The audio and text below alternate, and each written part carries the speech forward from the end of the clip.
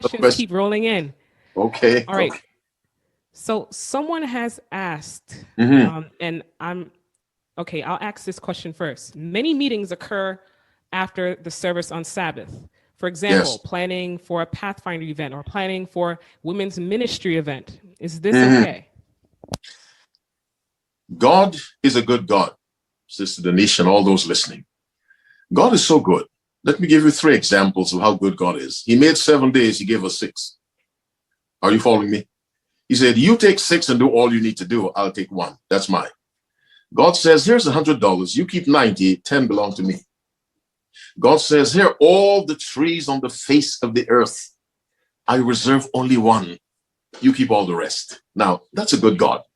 God could have taken the reverse position and told Adam, only 1 tree is available to you. All the others are mine. Now, that would have been difficult for Adam. Why am I saying that? God has given us 6 days to do all that we have to do that does not belong on the Sabbath. Why do we try to cram everything on the 7th day, the holy day? One of the reasons is we are not willing to give God some time during the week. We just barely give him the Sabbath day, but we are not willing to give God time during the week. We act as if our lives during the week is ours. No, our lives are ours, but they're not. The God of the Sabbath is also the God of the entire week. It is he that preserves life. We must be willing to give God some time during the week, the same way a tithe has an offering. The Sabbath is specified. There's no argument there. How much time will I give God during the week? We can have our meetings on different days. People ask me, well, can I have sex on the Sabbath? You have 6 days. Can I do this on the Sabbath? You have 6 days. Why pile everything on God's holy day? It is because, I suspect, we do not appreciate the holiness of the day, which then takes us one step further back to the holiness of the God of the Sabbath. Leave the Sabbath alone. It is 1 day. You have 6. The Sabbath pushes us to practice time management so it is not contaminated by these events that more properly belong during the week. Leave God's day alone. Do all you have to do. Listen to the commandment. 6 days shalt thou labor and do all thy work, all the secular activities, choir practice, practicing, marching by the pathfinders and the busy bees and whomever. Do all of that in 6 days. Leave my day alone, says God. That's my response to that. Thank you. Thank you, Elder Skeet. This next question is, this week's Sabbath School's lesson touched on social kindness, doing acts of service on the Sabbath. What is your response to that? Let me just read the last phrase. What is your response to that if doing an act of service on the Sabbath leads to making a purchase?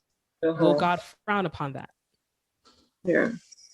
The Bible says, Jesus Questions, the Lord. All right, let me just mute someone. Muted.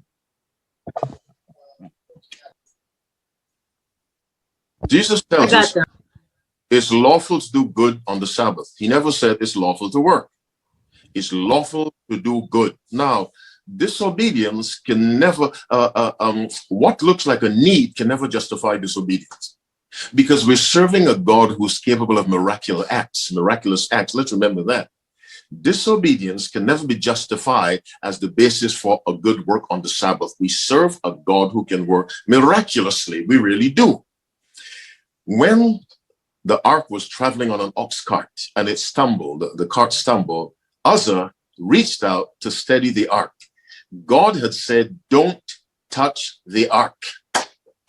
Uzzah's intentions were good. He wanted to save the ark from falling and crashing onto the ground. And God struck him dead, not because God is harsh, but because God does not joke. When God says keep it holy, he means keep it holy. And so I'm giving you the principle. On the basis of that principle, you can decide what kind of good social cause you will pursue on the Sabbath day. We are to keep the day holy. We are to avoid secular activities on God's day.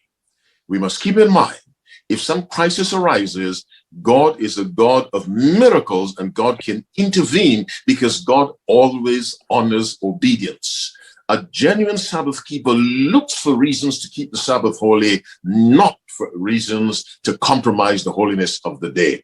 But Jesus said it is lawful to do good. If your animal falls into the pit on the Sabbath, pull it out.